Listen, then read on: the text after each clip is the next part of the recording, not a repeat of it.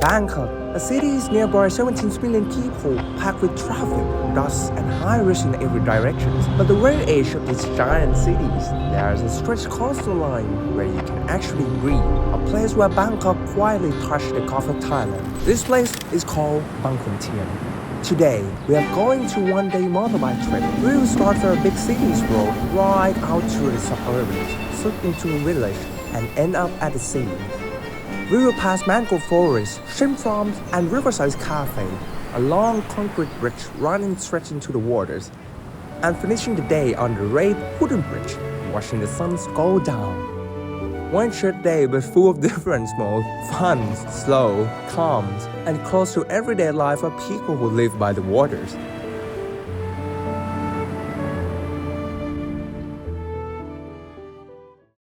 Before we hit the road, let's talk about where Bang Khun Thian actually is. In the past, the whole area was full of orchards and rice fields.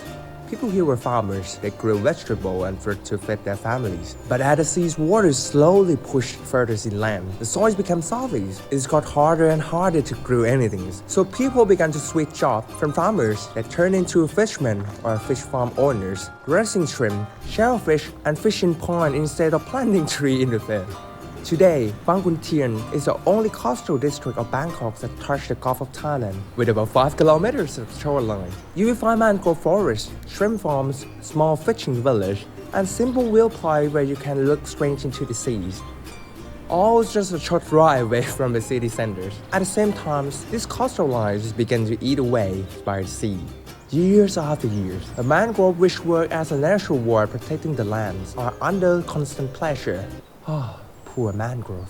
The name of the district, Bang Khun Thian, also has an interesting background. In Thai, Bang is mean village by the waters. Khun Thian is believed to be a name or titles of the local noblemen or leaders in the old day. Back then, it was common to name place after important persons. That is why we have named Bang Khun Prom, Bang Khun Si, and here's Bang Khun Thian, basically the riverside village of Khun Thian.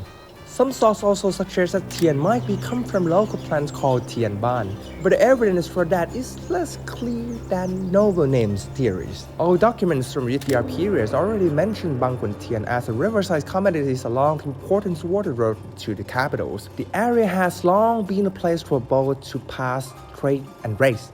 Alright, now we know where we are heading. Let's get on the bike.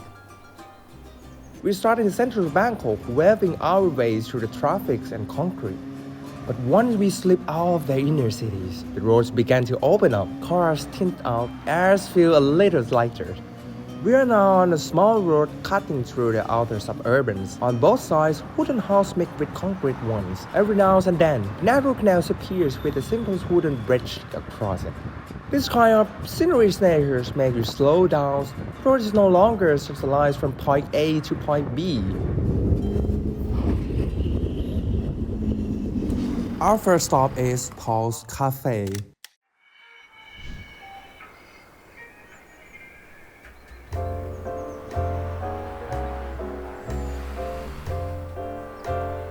The building is modern but warm, with lots of wood and glass that let the light in. There is a small corner right the waters where you can look over the canals and trees and feel the city slowly drop away.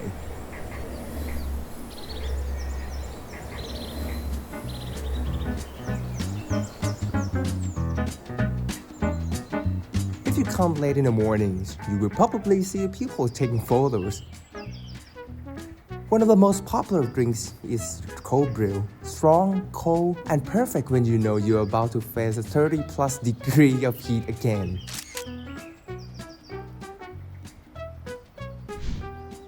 If you're hungry, there are also proper food and desserts, not just the pretty drinks for cameras.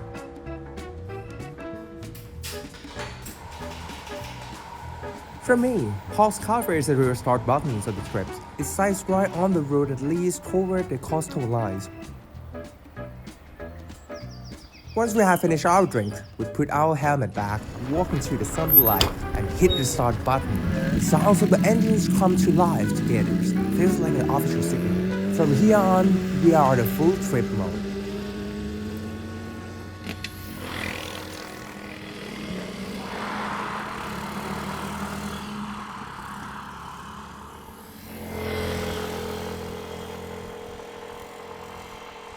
The scenery shifts into shrimp pond mixed with old wooden houses. Riding our motorbike further down the road, we eventually reach the bridge. And the moment we cross it, the whole view opened up for us. From here, the landscape stretched endlessly and the way out to the Gulf of Thailand. This bridge is known as Pantai Nosing Bridge. It is a concrete bridge stretched all over the shrimp pond and wetlands. You park the bike at the side of the road, walk up into the bridge, and the view suddenly opens up 360 degrees. Wherever you look, there's waters, pond, and scratched houses, not too dense, just enough to feel living. On the clear days, the strong sunlight and the blue skies, you can spot the bird catchings across the horizons. Sometimes the sea breeze is strong enough you can actually smell the salts in the air.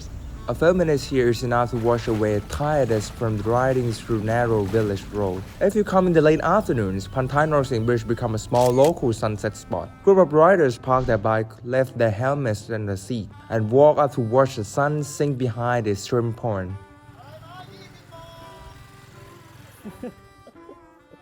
Simple, but surprisingly romantic.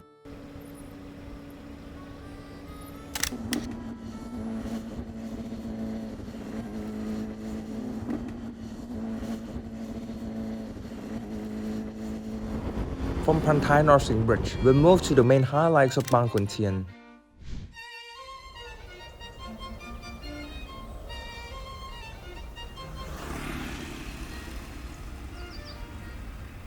The Rak Talay Bridge, or simply known Sea Lover Bridge. The road leading there still runs through the shrimp ponds, rice field, and small fishing house. Some houses have rows of shrimp drying racks set up in the suns. As soon as we turn into approach of Rak Talay Bridge, the whole feeling changed. We leave a quiet village and roll off onto the long concrete bridge and more than 2 kilometers straight into the mangrove and the seas. The bridge is wide enough to ride comfortably without worries about oncoming traffic. On both sides, tall mangrove trees sway in the wind. The sounds of crickets and birds with the echoes of our engines on the concrete, creating a full adventure soundtrack. The further we go, the stronger the sea breeze gets. You can feel it push into your helmet. Here's the rushing part of your ears. Often it sounds like dance on the surface of the waters and the bridge stretched forward so far.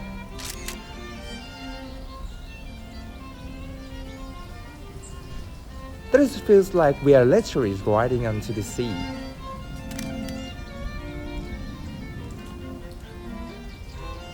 At the far end of the bridge, there is a wide open areas for parking.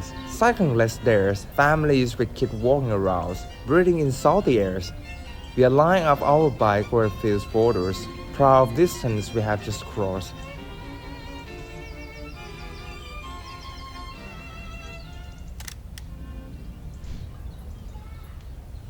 From here, local long-tail boats waiting along the edge of the mangrove, ready to take visitors out there to see coastal lines and the famous kilometers marker 20. Out on the boat, we're getting closer to the mangrove and fish farm we just rode past. You see birds, crab, and small fish using the muddy green walls as their home.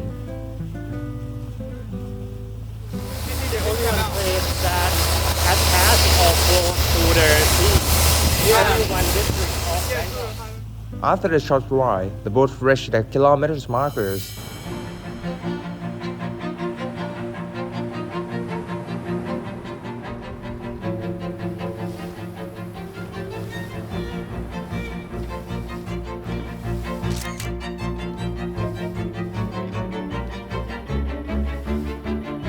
Once standing tall in the seas, now mostly swallowed by the waters.